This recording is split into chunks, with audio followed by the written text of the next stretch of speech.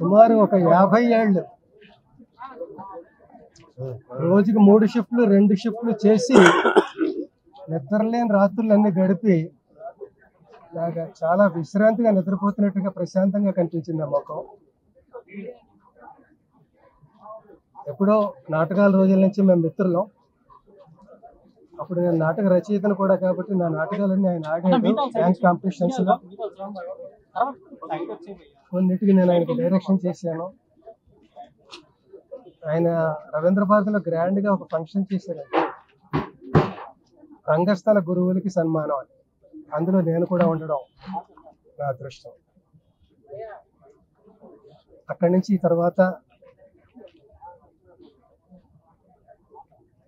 రచయితగా నేను రాసిన హలో బ్రదరు, సీతారత్న గారు అబ్బాయి, ఇంకా కొన్ని కిష్కిందకాండ, చాలా సినిమాల్లో నేను మంచి వేషాలు పోషించాను పాత్రలో.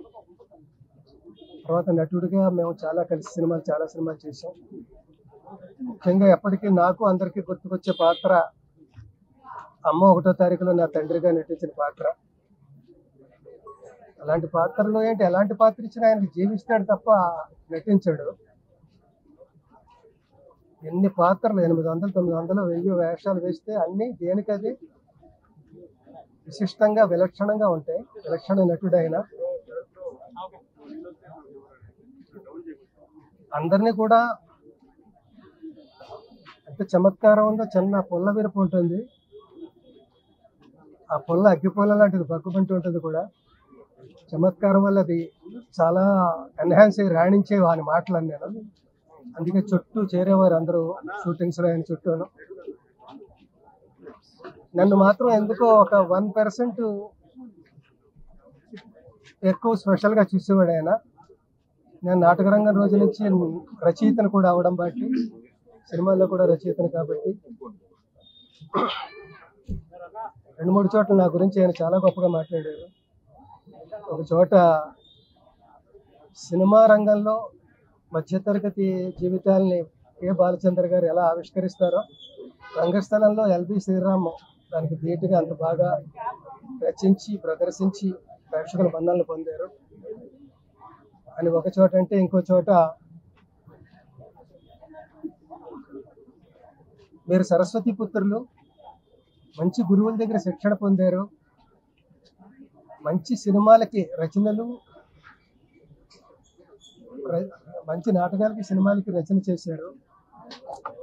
సమాజానికి ఎంతో అవసరమైన ఉపయోగకరమైన ఆ పెన్నని మీ జేబులో పెట్టుకుని మీరే మురిసిపోతే ఎలాగా, ఆ పెన్ను గుండెకి బరువు అనిపించట్లేదా అన్న చోట రాశాడు ఆయన స్టైల్లో.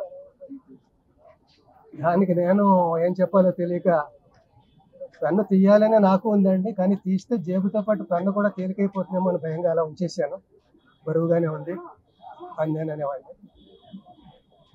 ఇలా చాలా అనుభవాలు. హలో బ్రదర్లో చాలా గొప్ప వేషం. ఆయన స్పెల్లింగ్ మిస్టేక్స్ అన్నీ మల్లికార్జునరావు కరెక్ట్ చేస్తుండేవాడు. కమాన్ మార్చ్ అంటే ఇది మార్చి కాదు ఏప్రిల్ అని, అలాగో అవి స్పెల్లింగ్ మిస్టేక్స్ ఎప్పుడు బాగు మానేస్తావరా అని అనేవాడు. చివరికి మల్లికార్జునరావు గారి డెత్ సీన్ ఒకటి ఉంటుంది, అందులో అంటాడు, రే మళ్ళీ నన్ను ఒంటరి చేసి వెళ్ళిపోయావు కదరా, ఇక నుంచి నా స్పెల్లింగ్ మిస్టేక్స్ ఎవరు కరెక్ట్ చేస్తారా అని ఏడ్చాడు. అలాగే ఇప్పుడు మాలాంటి కమెడియన్లు, క్యారెక్టర్ ఆర్టిస్టులు మేమందరం చాలామంది ఇప్పుడు మా స్పెల్లింగ్ మిస్టేక్స్ అంటే మా తప్పులు ఎవరు కరెక్ట్ చేస్తారు, ధైర్యంగా మాట్లాడగలుగుతారు అని గుర్తుకొచ్చింది నాకు. అది